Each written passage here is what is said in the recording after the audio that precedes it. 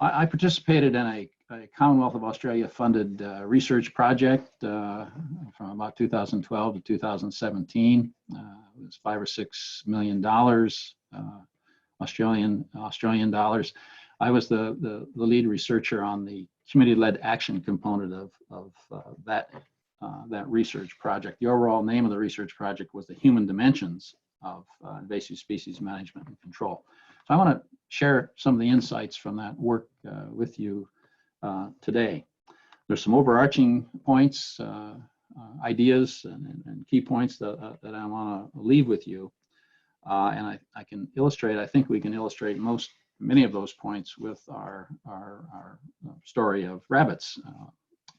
And particularly, I'm going to focus on what we call the Victorian Rabbit Action Network, VRAN. And I'll say more about that in just a few minutes. So my overall purpose here is, in addition to some of those key points and insights that we've gleaned, I hope to provoke your thinking a little bit about how we think about sustainability. So I'm going to make some additional opening remarks about the issue, about other overarching themes and about the issue of uncertainty. Then I've got a very brief PowerPoint that helps describe the VRAN, Victorian Rabbit Action Network initiative. And then we have a short 4-minute video that I hope you find interesting. And it also will illustrate some of the key points stemming from the VRAN effort, plus help illustrate the points that I want to make overall. So in terms of overarching themes in my remarks today, just to put that all up front and let you know precisely where I'm coming from. Basically, there are sort of four things I'd like to say about that. The first point I want to make is that, and I've just said it at the opening here, we need each other as human beings if we're going to deal effectively with the issues that we're facing now, and listen to my language closely, that they're facing now and know about, and those that we might or certainly will face in the future, many of which we can't even identify, we can't even imagine now. We don't know what they are, but we need each other to do that. It could be another, there's going to be another catastrophic pandemic, or there's going to be some effects of technological change. We don't know what they are. We can't imagine them. Who would know that we'd have smartphones back in mid-90s, right? Those things are going to happen, and we need each other to deal with these things. Second point I want to make, overarching point, is that our central issue in society, in my view, this is locally, globally, however you want to think about it, in our groups, in our organizations, is we need to strengthen, I would assert, our individual and collective capacity for working together across our differences, whatever those differences might be, political, racial, economic, where we live, rural, urban, whatever our differences might be, what expertise we have, how we come to know things. We need, that's the central issue that we have, is learning how to work together more effectively across our differences. This has been throughout history. This is not new. What concerns me is the relatively little focus on that issue, at least as I see it, particularly in the context of, say, environmental problems or economic problems, or other social problems. It's been the central issue throughout history, and I would call this, some of us would call this really the challenge of community. How do we create community that, in a way that allows us to come together to address issues that we all have a common interest in? They're not just my issues or Maddie's issue. They're our issues. How do we come together? I think that is the central challenge. And I also, by virtue of these overarching themes, I want to emphasize, I also will assert very strongly that this challenge that I've just sort of briefly described is at the heart of sustainability, regardless of how you're thinking about sustainability, whether it's ecological or economic or social. It's at the heart of sustainability. And it's not only at the heart, I would say, going much further, this challenge is the heart of sustainability. If we're going to deal with climate change, if we're going to deal with water quality issues, if we're going to deal with economic and racial inequity, if we're going to do whatever it is, we're going to deal with getting our economy going again. Our essential challenge is figuring out how to work together across our differing views. We can disagree, but we also have to go forward. If we don't go forward, we're stuck. And that's, the world's changing around us, and we need to be able to move forward and adjust and adapt and shift our trajectory. That requires us as human beings to be at the heart of the conversation, at the heart of the discussion, at the heart of the debate, at the heart of the learning. So those are my overarching themes. And I'll come back. So, I'm not talking about the economics or the science of climate change or the science of, I won't even talk about the biology of rabbits. Well, maybe a little, but not really, not too much. It's really about people. That's where I'm coming from. So now I'd like to shift and introduce another idea, and that's the idea of uncertainty. Uncertainty, and this is not a new idea, and we often talk glibly about uncertainty. But I suggest to you that uncertainty and how we understand uncertainty, it really characterizes the world that we live in. Anybody that tells you that they know the future or know where we're going or what's going to happen is lying to you. I mean, that might be a little strong, but we simply don't know the future. We don't know what's going to happen. It's the fundamental context of our work as we think about this primary challenge I've put together, or that I've tried to state, is how we work together. How do we figure out how to work together? That's all in the context of uncertainty, whether it's climate change or economic inequality or local watershed, water quality, whatever the issue might be. So I want to just unpack that just a little bit. I've used this phrase, issues we're facing now. I used that just a minute ago, and know about, and those that we might or will face in the future, many of which we can't identify now, can't even imagine. How do we as human beings, how do we think about these things? Well, one way we think about them is in terms of risk, and I'm going to suggest another one, radical uncertainty. We think about risk. There's uncertainty associated with occurrences that happen in our lives for which we can quantifiably measure and put some quantifiably measure as to the likelihood of that event or occurrence happening. The data shows that in our lifetimes, over a lifetime, each of us has about a 1 in 100 and 1 in 110 chance of dying in a car accident. We have 1 in about 8,000 chance of dying in an airplane accident over the course of our lifetime. We have data that helps us understand those risks. We can put a probability to those occurrences, and we know a lot about these kinds of things. These things that are quote risky in the sense that we can quantify them to some extent based on history. One of our challenges, or one of our issues, I think, is we tend to focus on these risky things and figure out how to work with them, and we reassess the risks, and we gather data and all that. That's great, but you know what? They're the easy ones. That's the easy stuff to deal with. The challenging stuff is in the box of what I would call radical, or some of us would call radical uncertainty. Those occurrences that we know about or can see coming, that are hard or impossible to understand fully because we lack historical experience, we lack data, quantifiable data specific to that particular occurrence. It makes it impossible to assess the risk and determine how, and its consequence, really how to proceed in addressing it. How do we address these things that we know are going to happen, but we don't know anything about them really and their impact? I think dealing with the coronavirus pandemic maybe fits in this category. Climate change might fit in this category, at least in the early stages. I mean, we know more about that now. And by the way, I just make a point in thinking about this issue. It often depends on who you talk to, because we know that. Just look at the debate around climate change, or just look at the debates we have about environmental issues often. So there are things that we know that are going to occur, but we don't have the data to really quantify in a meaningful way.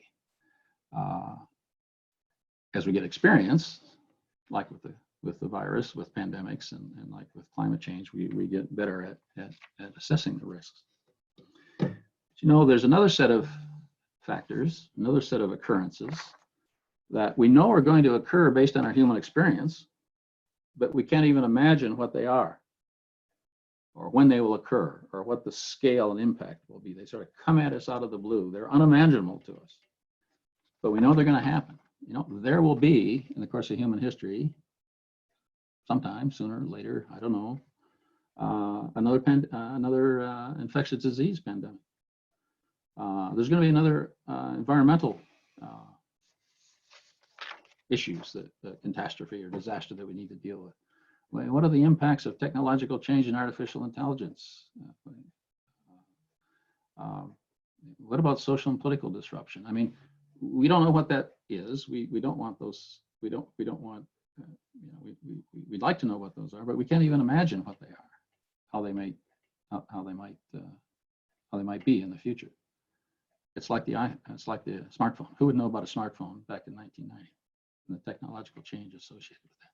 So these latter two types, we've got risk, and then these latter two types of uncertainty that I try to describe are what some of us would call radical uncertainty.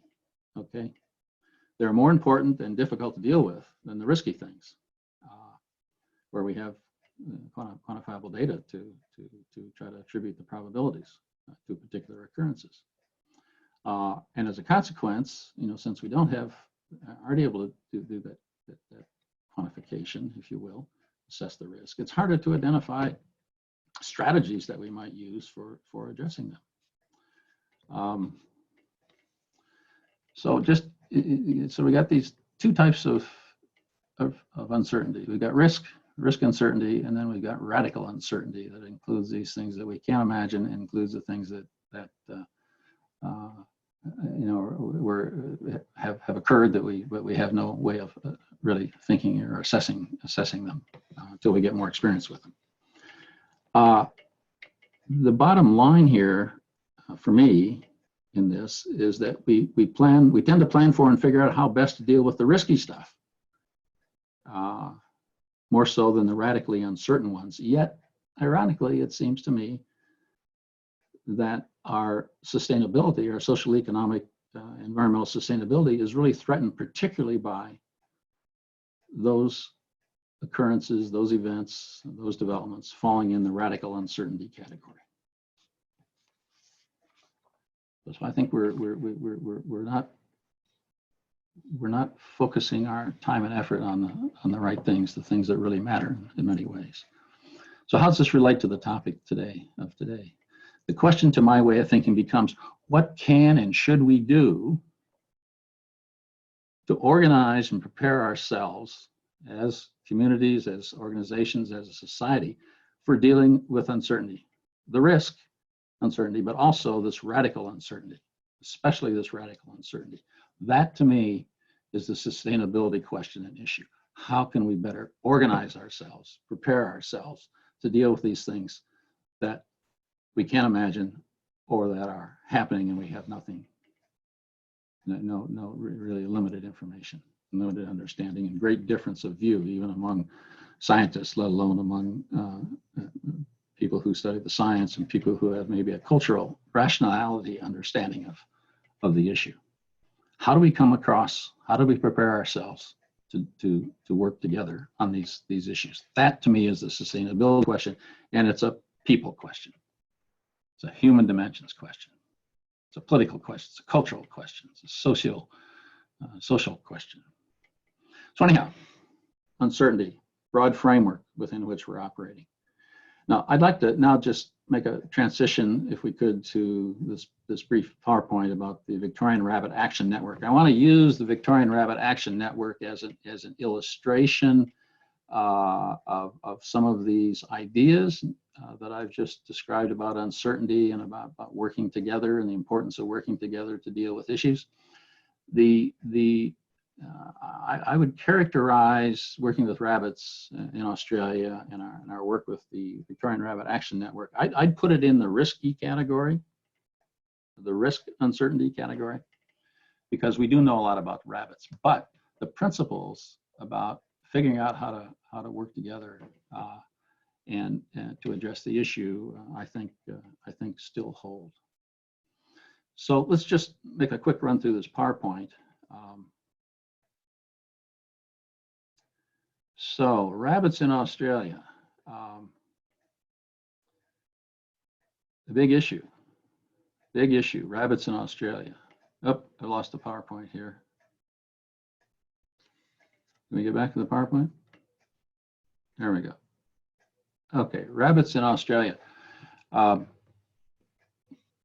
Let's talk about the rabbit problem in Australia. Well, there's Australia.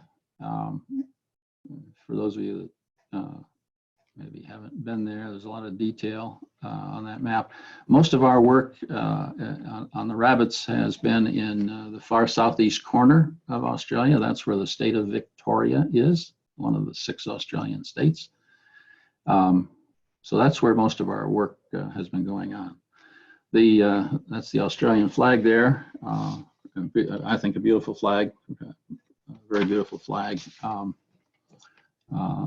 That's the Commonwealth Star there at the bottom on the right or on the left of the flag, and it's the Southern Cross, which is a constellation in the Milky Way that you can really see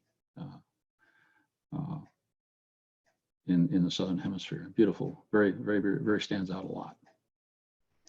Okay, the rabbit problem in Australia. Look, rabbits were introduced. 5 rabbits were introduced in the late 1700s when the first ships arrived. And then in the early to mid 1800s, the rabbits were introduced more fully, more aggressively in order to make it look like England. This map will sort of show you the spread over time of those rabbits. The rabbits are really throughout most of the continent, except along the northern part, Upper Queensland and the Northern Territory there.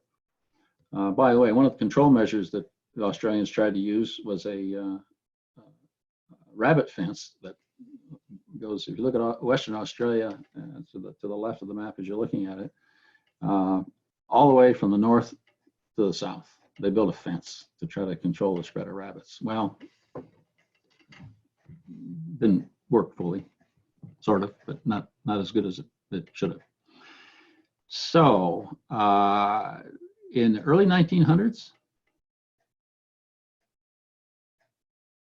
10 billion rabbits in Australia. That's with a B, 10 billion rabbits. Think about that. A lot of rabbits. And of course, that's a function of their reproductive biology. The rabbit, there was a rabbit industry in meat and fur. It was very prominent through the early around 1950. Meat for local consumption and fur for export. Anyhow, rabbits. A lot of rabbits in Australia right now. We estimate there's about 300 to 600 million rabbits. It's hard to inventory them because they're not very good with returning their census forms. But still a lot of rabbits. Okay, impacts of rabbits.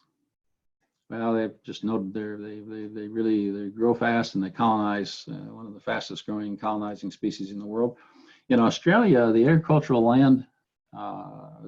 crop damage is about $200 million a year, Australian dollars, value product loss. And in terms of environmental damage, there's 300 native species that are threatened by rabbits. They cause significant damage, and they're a strategic focus of biosecurity control and invasive species management in Australia. Okay, the Victorian Rabbit Action Network. The Victorian Rabbit Action Network, the uniqueness of the Victorian Rabbit Action Network is it's built on collaboration amongst diverse stakeholders, citizens, landowners, scientists, government officers, academics. It's committed to co-learning amongst this diverse group of stakeholders and co-investment from the public, private, and government sector. Why is that unique? It seems obvious, right? I mean, okay, that makes sense. The fact of the matter is that it is in the culture, socio-political culture of Australia, that's countercultural to do this, in that the government program officers in the control of invasive species is primarily an enforcement approach, with the government officers telling people what to do, and if they don't do it, they get fined or they get some other kind of punishment. To be able to create this kind of collaboration where everybody has buy-in actually to the collaboration, and the network is led by citizens, not by a government officer or not by an industry person, but by citizens sharing the network with all those people participating and sharing ideas and insights and information. That was a new thing. That was a new thing. And I can't, so you think about community and you think about sustainability. This was a heavy lift to get to this point of people working together across a broad landscape scale. This was a people problem. This was a political problem. This was a cultural problem. Big deal. Seems straightforward, simple, but it was a big deal. We had some key initiatives. We had a boot camp where we run boot camps. People coming together periodic to learn how to, rip warrens and fumigate and sort of learn from each other. We have a leadership network, Leaps and Bounds, where folks get together periodically on the landscape and learn from each other. Visit, Neil Devaney's site. Neil's a guy I work with and know. They learn from each other, and then we have a rabbit conference. This was really innovative, creating these contexts for people to come together. It's a people issue. Okay. The baiting and the poisoning, they work, but they don't work fully. Because if I bait on my place, or Maddie baits on her place, look, the rabbits shift, they move, they colonize. You can kill them there, but you can't kill them at my place if you only focus on her place. And then pretty soon my rabbits are back on her place. Rabbits are a collective issue. They're a common property issue. They have to be treated and worked at the landscape scale. And that means we have to work together if we're going to have viable agricultural operations, if we're going to protect the environment, native species, native vegetation. It takes more than just the science of baiting, poisoning, fumigating, and all that to make things work. Bringing people together, as I've just noted, is fundamentally a socio-political, cultural, and economic problem. That's where the sustainability is. That's what allows us, at least in the context of rabbits in Australia and Victoria in particular, to make an impact on rabbits. Okay. Here are some dimensions of the VRAN approach. I won't describe all of these. I would just to pick out a couple of here. Look, leveraging socio-political innovation. What's that mean? Well, that means creating context and fora for people to come together, like the Bootcamp, like the Leaps and Bounds, leadership network. That's thinking outside the box a little bit about how we get people together. Managing risk and radical uncertainty. Well, as I said, this is, in my mind, rabbits is kind of a risk strategy, a risk management situation, as opposed to the radical uncertainty. Well, getting people together to deal with rabbits was a way of doing that. do it collectively, learning from each other, taking action together. And engaging diversity, that's critical, because you know what happens when we bring different ideas and different people together? We get non-redundant information. We aren't talking to the same people. We aren't singing the same song. We got new stuff in the mix, and that's where innovation comes from. Creativity and innovation is when we're learning. And one way to think about VRAN is as a learning network, co-learning, people learning together. And then just one other point I'll make here about integrating biological or biophysical and sociopolitical ecologies. If you think about rabbits as a system, there's a biology, there's a physical and biological, ecological dimension, but that occurs in the context of sociopolitical ecology as well. Communities, industry, different industries, agricultural production industry, crop production. It also occurs in the context of a politics, top-down enforcement versus sort of co-creating a strategy together and approaching the management of rabbits in a different way than just top-down enforcement. By the way, I just want to make one additional point here, not on the slide. Rabbits, it's not an eradication problem. You're not going to eradicate rabbits. The reproductive biology is too overpowering. It's a management problem. And I'd suggest to you that many sustainability issues are really management problems. And that requires people working together across their differences, dealing with the politics and the sociocultural factors that affect what they believe, what they know, and the direction they want to head. By the way, just to toot our own horn a little bit here, the VRAN initiative was recognized in 2019 with one of 10 United Nations Public Service Awards across the globe for its work in bringing people together, strengthening relationships between government, industry, communities, and its inclusive approach to dealing with Sustainability Goal 15, life on the land. That's something we're pretty proud of. Okay, some outcomes. This is just in Victoria. Rabbits are down. We seem to be hitting the rabbits, dealing with the rabbits. But there's 6,000 people have been reached and more because of the way that the networks have been built through leaps and bounds and the boot camps and the conferences. There's over would be over 5 million acres have been under the purview of VRAN. 75% of the participants see improved environment in their area based on the surveys. People's motivation and confidence for managing is increased. Feel stronger. Boot camps help that. And this is a key one for me. 80% of the participants have developed better relationships with each other across the landscape, not just in their localized area. That's important to me. I think that's the fundamental legacy. That's the sustainability legacy, because not only those people, not only are they dealing with rabbits, but they're prepared because they know each other, because they're networked, because they're linked to deal with other issues that come their way. Those things that we can't imagine, for example, if you think about the uncertainty framework.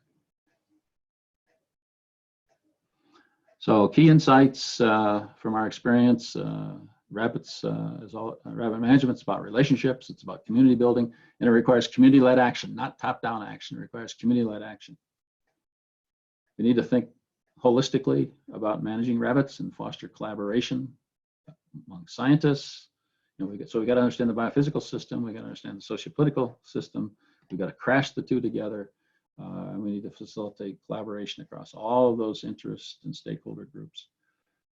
That's what we've done, that's what we've tried to do, strengthen those networks, and community-led action leaves a lasting sustainability legacy. And I've just mentioned that the lasting legacy is the networks, is the people who know each other, who can work together, who can come across their differences, who can address not just rabbits, but whatever comes next for them in their areas, their communities. So with all that, let's show just a real short video here. Sorry, maybe we're running a little bit long, but let's show a little short video. It's about 4 minutes, and it'll illustrate some of the key points from the Victorian Rabbit Action Network, but also some of these larger points I'm trying to make about uncertainty and about the power of working together across our differences to address issues that we face. See if we can get that running.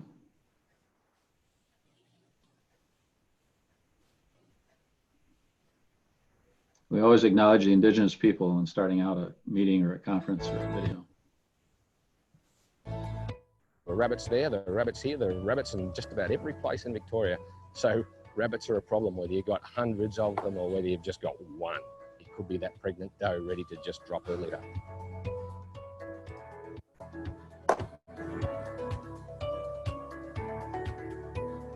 You only need 2 rabbits in 18 months to make 184 rabbits. So if you've got a pair, you've got a big problem. We're at the Victorian Rabbit Action Network Leadership in Rabbit Control course. We're currently holding this course at Neds Corner, exploring the Mallee landscape, bringing together community, industry and government people to learn about rabbit management. The Mallee is an incredibly important landscape.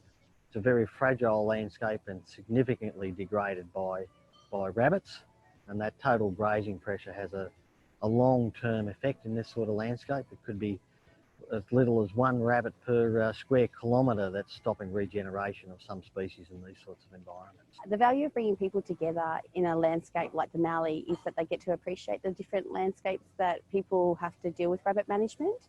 They get to see the different barriers or opportunities in delivering a rabbit program. You know, there's areas where we can fill the gaps in with knowledge, and so we're providing that, particularly up through this area, up in the Mallee. So it's about maximising the opportunity for people to have access to this information. It's great to show people from other areas these issues, even though they have a lot of the same issues. It's all in different forms. The course has been very generous in people sharing. The technical aspects of it, I've got a lot out of the course. Understanding the processes that they've talked about to actually get effective rabbit control. Once we've assessed the site, we go into our baiting, and once we've done our baiting, we go into our ripping, and that's a really important part of the process, really good deep ripping.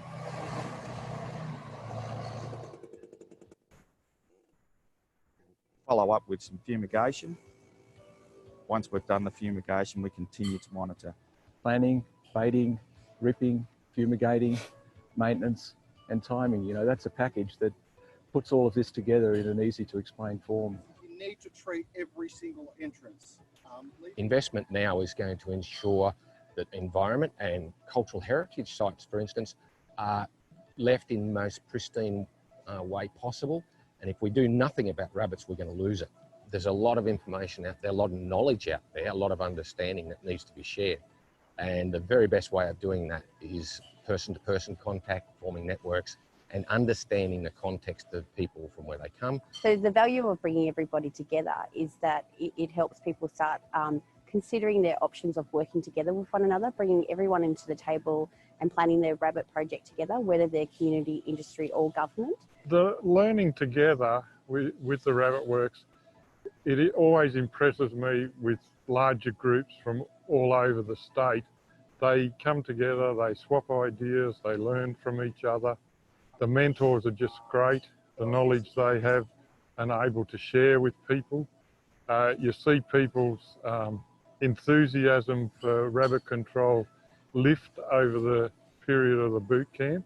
The first thing I've learned is the importance of the relationships that we create for our neighbours and the community, and how important that is really to tackle this problem of rabbits.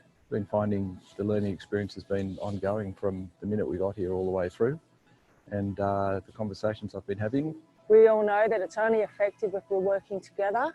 So working in collaboration with one another means that you're highly likely to have a sustainable and effective rabbit program.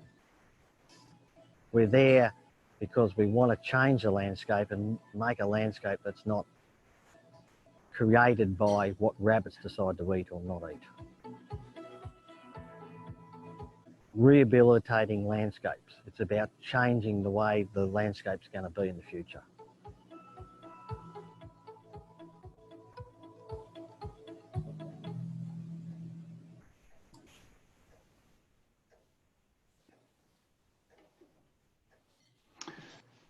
So, folks, that gives you a little sense. I've got a whole series of those videos. I'd love to show them all, but clearly we can't do that today, Maddie. But that'll give you a little flavor of what some of that work looks like.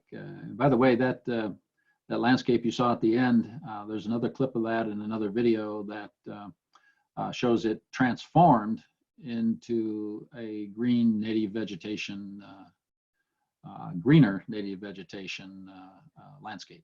It's never quite as green in Australia as it is for us here, at least in this part of the country. But the transformation is amazing. So look, just at the end here, just so we can get to some questions and comments. Just a couple of things to wrap up. It seems to me that uncertainty, risk, and radical uncertainty, they're ubiquitous, and that's the fundamental sustainability challenge that we face, is how to prepare ourselves and our communities and our groups and our society to operate in the face of risk, but primarily the radical uncertainty, the things that we know are going to happen that we don't have much information about, and the things that we can't even imagine. That's fundamentally a people problem. It's fundamentally a people problem, and strengthening our individual and collective capacity to work together, it seems to me, is the fundamental sustainability question. We've got to do that, we've got to be open with one another and learn from each other, and open to learning, because different people bring different interests, and they bring new information, non-redundant information, I called it earlier. And when we can draw on a more rich and diverse pool of information, ideas, we can be more creative and we can innovate. We've got to embrace politics, because we are different. We have differences, different people. We have to embrace politics, the small p politics. We can't be afraid of the politics, because there's insight in the politics. And I say the small p politics, I'm talking about the way we negotiate differences amongst each other, not large-scale partisan politics, which is an important factor as well. But I think if we can embrace those small p politics, at least in my experience, in my work in Australia, with rabbits and the other established species, if we can embrace the small p politics of sorting out our differences and do that with respect for the ideas of others and everybody's human dignity, we can increase our challenges of our chances of responding to the challenges put forth by risk and uncertainty, particularly that radical uncertainty. Here's how I see this. So I haven't talked a lot about science per se in here, but here's how I see the sustainability challenge. If we're going to deal with issues of sustainability, however they're defined, under conditions of risk and uncertainty, we need to understand the physical and biological ecology, and we need to understand the socio-political cultural ecology. Both domains of expertise and experience are necessary for dealing with these challenges. You couldn't deal with rabbits, for example, without understanding that. You can't deal, I would assert, climate change or water, just name an issue, without understanding both domains.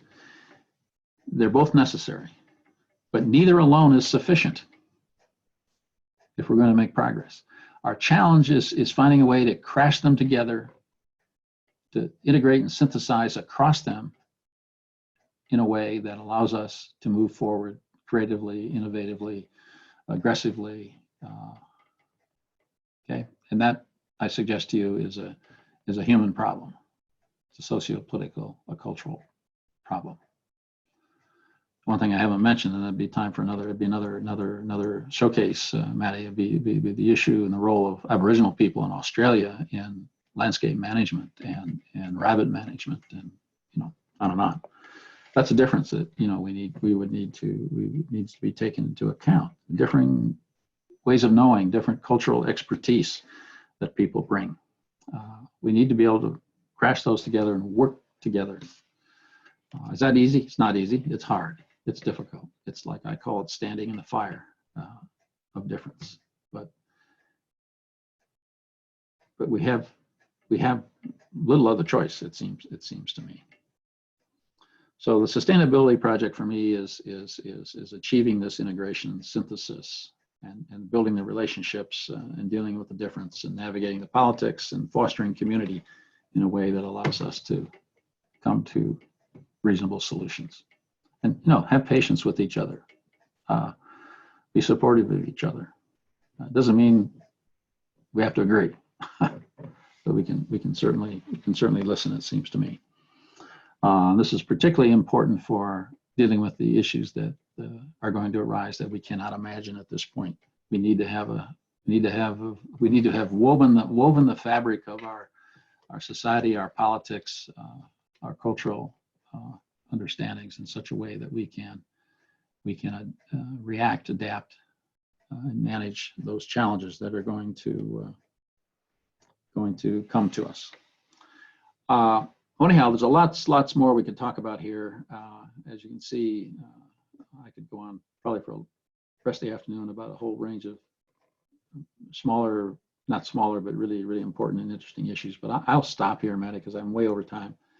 And I'm really pleased to have been with you today, and I'm pleased to try to take any questions, try to respond to any questions. Well, awesome. Thank you so much, Ted.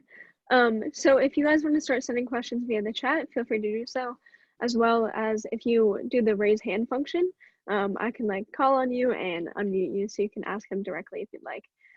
But we have one question to start. So it says, what lessons learned and methods behind you bringing folks together would apply to bringing people together for sustainability? Like, how do we get people to understand the needs, the social environment, the political groups? We have the UN, but is there a target other group that needs formed within the UN to solely act as bringing folks together? And then they suggested maybe that's a book topic for you.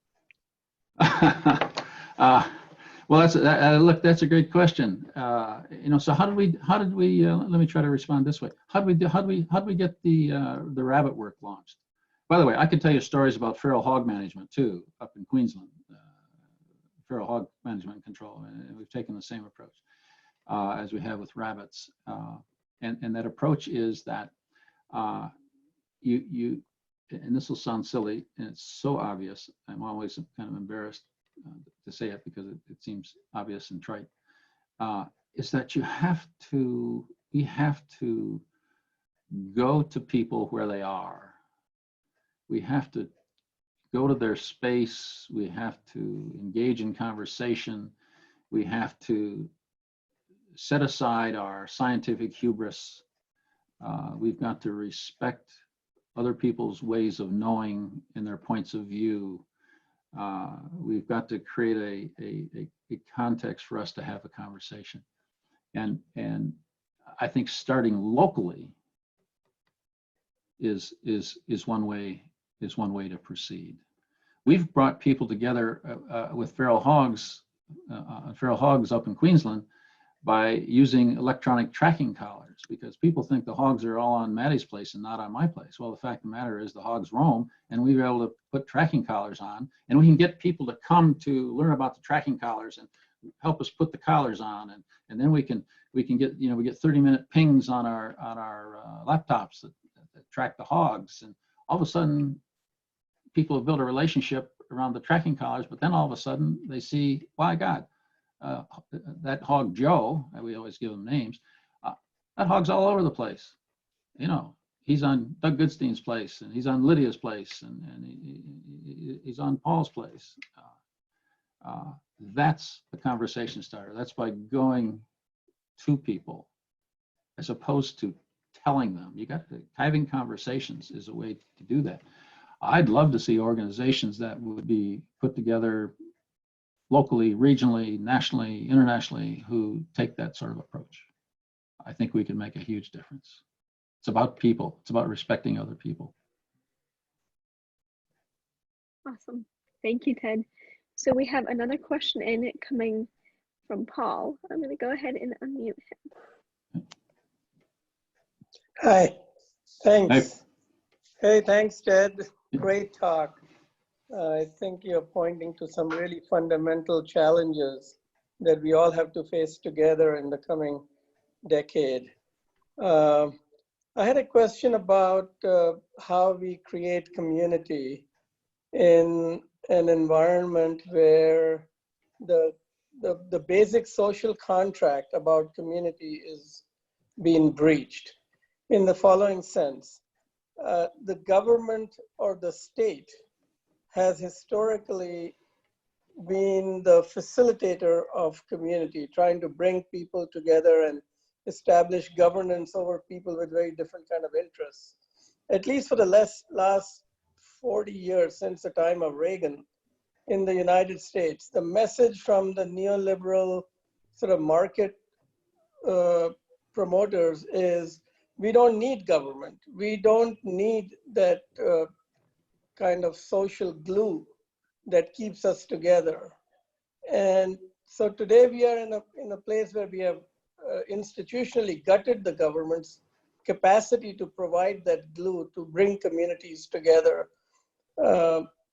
So what are the special challenges in the United States of building community-led and community-engaged cooperative programs to deal with the kind of biological invasions that we are now witnessing? So a great question, Paul, for a long conversation. But here's what I gleaned from my experience, not just in Australia, but almost 45 years now working across Pennsylvania and places in the U.S. I think, well, what that experience tells me is that people locally and regionally, for example, we could think about other spatial characterizations, I suppose. My experience is that people actually want to come together. They want to find a way forward. I think what we're not very good at, in fact, we're not good at all at, is what I call institutional innovation. And that's creating the fora, the context, the approaches to engaging conversation across our differing points of view. I don't think we think about institutional innovation. We think about technological innovation. So I would argue that the Bootcamp is an institutional innovation. We created a space for people to come together. We created permission for that to happen. We didn't bring people together to lecture. We came people together to talk and to share experience, coming from their different perspectives. We get very frustrated with that in this country because it doesn't, well, in countries like ours, I think, and this in Australia, it happens in Australia too, that isn't very efficient. We aren't moving forward. We aren't solving the problem tomorrow. I'm overstating here, of course, but that's kind of the attitude, it seems to me. If we approach differently, I think people do want to come together. They do want to hear from each other. They do want to find paths forward. And starting locally with those conversations it matters. It matters. Starting where people are. And somebody simply has to have the courage and have the foresight and the vision to actually work at creating those spaces. On invitation, I would suggest. That's always the hard part. I think we need more of that. Less of I'm overstating this, and sorry, having people or telling people what to do. We need to listen more to each other, and we need to have spaces where we can do that. I think that'll make some difference. At least it has in my experience over time in doing community-based work. Awesome. Thanks, Ted. So I encourage everyone to keep sending their questions in if they have any, or raise your hand. But I have a question for you that I always like to ask our speakers. Do you have a favorite SDG and why? Well, favorite SDG. Well, I'm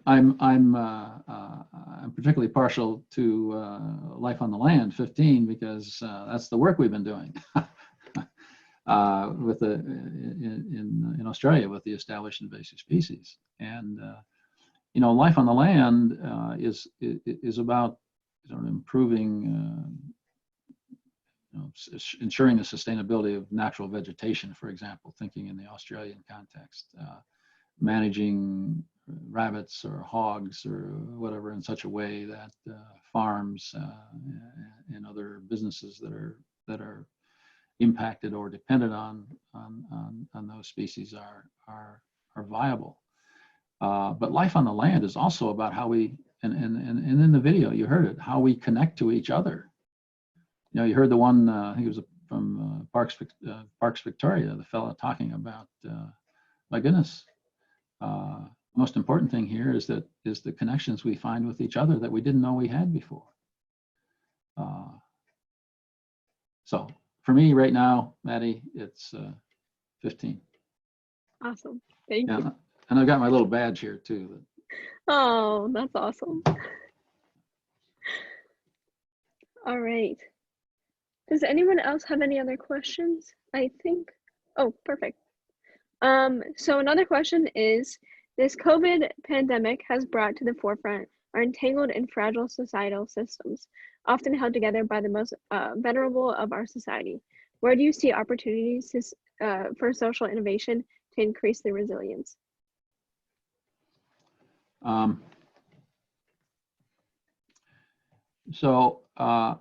think that's a really good question. They've all been just great questions, challenging questions. I think, for example, in the debate or in the sometimes really strong differences that have emerged around what we know and what we don't know about COVID, not just in a political context, but in a scientific context. Those are really, I think, opportunities for bringing people from different points of view together to actually talk about what might be done or what could be done or what they've learned. But you need to be, we would need to be intentional about doing that. I think that if you think about radical uncertainty, the kind of uncertainty where we know things are likely to happen, but we have no idea when, where, scale, impact,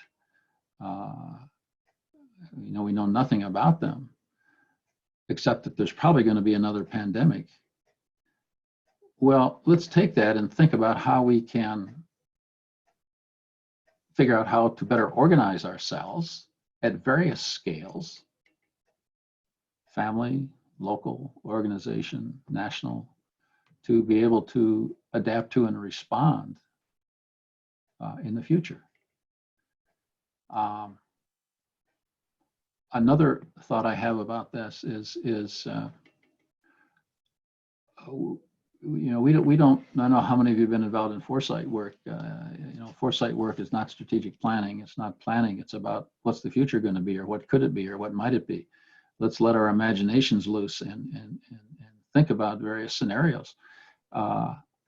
Doing that, and then putting together a broad-based group of people, inclusive group of people, doing that, and then taking those results and say, okay, how would we respond? What do we need to do to prepare for these things? And so the exercise is not about solving those things per se, but just the exercise of coming together and thinking about the unimaginable and how we might respond builds our capacity to work together to address whatever might come down the road. I've had an opportunity to do some of this work in the context of higher education in the European Union. It's probably 15 years ago So those are some, just off the top of my head, some social innovation strategies that we might think about. We have to be intentional though. We've got to be able to invest time, effort, and resources in doing those things. Who's going to lead us on that? Who's going to provide that? You know, what's the role of foundations? What's the role of philanthropy? What's the role of our university? What's the role of the private sector? They all could play a role. There's a great book. There's a great publication out of Stanford called Social Innovation Review that comes out every month or couple of months, and many of you may know that. If you don't, I'd encourage you to check it out. Lots of interesting stuff. So kind of a follow-up question to this is, what is Penn State's role in bringing these people together? In the context of COVID, is that, or just in more general? In making sure social innovation in general. Okay, I have very strong feelings about that, frankly. I think, so I come at this question from the point of view of not only the perspective of Penn State being a land-grant university, I also come at it from the perspective of the social responsibility of higher education in society. You know, what is our role? That's I think a fundamental question. I'd suggest that we have a huge role, and that we need to be more aggressive, both on campus and in terms of our relationships in our work in communities. And I just want to say, Maddie, that I've spent a good bit of my career doing that work, working in that space. And the problem with many organizations is when they do that work externally, for example, is that they do that work in such a way, they position it in such a way that they're aggrandizing their own organization, as opposed to really doing the work of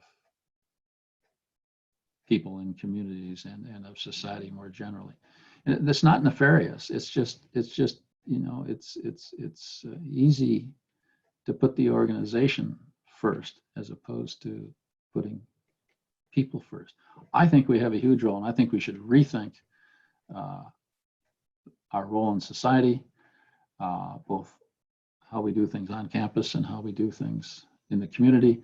And do we have the balance right? And is there more that we could do in fostering social innovation within a broader society, both political and social innovation? Awesome, thank you. Are there any other questions before we wrap up? I'll give it a few seconds just so anyone can throw their thoughts in or comments.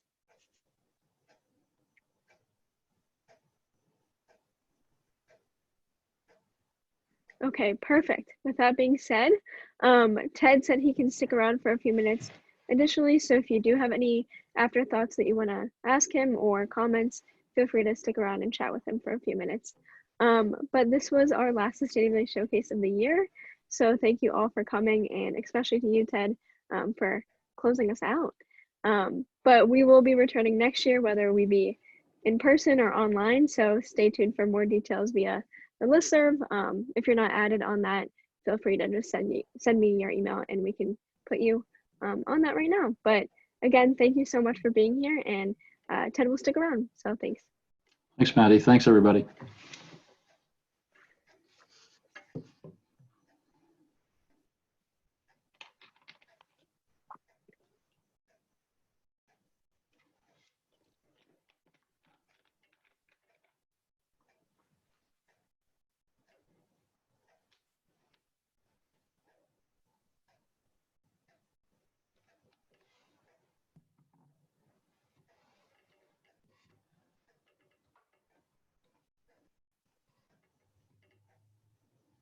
Thank you, Ted.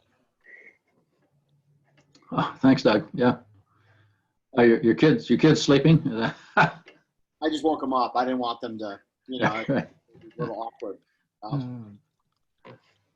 I've have a follow-up. I have a follow-up question for you, Ted, right? So the role of experts in this whole madness, we've talked quite a bit about expertise, right? And the role of the expert in the public. But I've been thinking a lot about COVID, right? And so a lot of this highly complex, highly scientific information informing decision-making, right? But then kind of juxtaposing that with the protests, if you want to call them demonstrations that are happening in Michigan and a variety of other folks, right? So I think that it's just an interesting tension that, if you wouldn't mind commenting on, between the experts saying stay home, who are probably still working, still collecting a paycheck, still doing their work, and the kind of indigenous knowledge, boots on the ground, traditionally done, you know, again, sometimes by folks who are out of work, maybe aren't getting a paycheck and need to restart the, you know, feel the need to restart the economy so that they can pay the bills and do those things, right?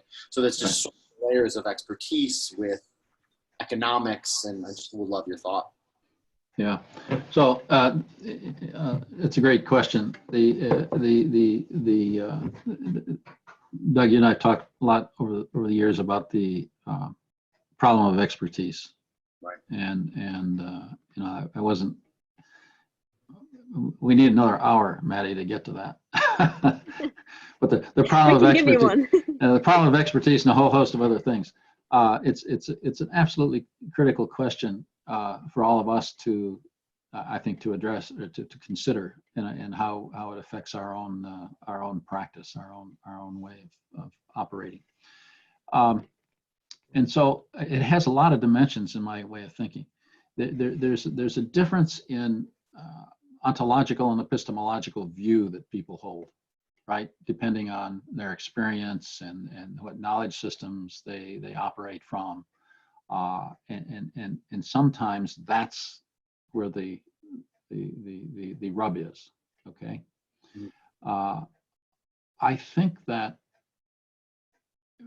people who have specialized expertise, and I would say everybody has specialized expertise, you know, whether you're a farmer who understands the hydrology on their place versus the hydrologist who's coming from, you know, our Earth and Mineral Science department. Both have expertise, both have different knowledge systems, epistemologies, both have different ontologies, views of the world. And one of our challenges is being able to come across those differences. And who has responsibility for that is a question we need to act or to address. There's a real challenge for people who have specialized expertise to, not in a nefarious or deliberate way necessarily, but to be hubristic about that, right? And what does that do? That turns people off. It says, I don't respect you if I come into the room and start telling you what to do. And it's see, that's the human dimension. It's immediately a relationship issue. But if you carry that expertise differently into the discussion, you have the opportunity to learn and contribute and co-create with other people. So that's one dimension. There's just a lot to say about that in my mind. And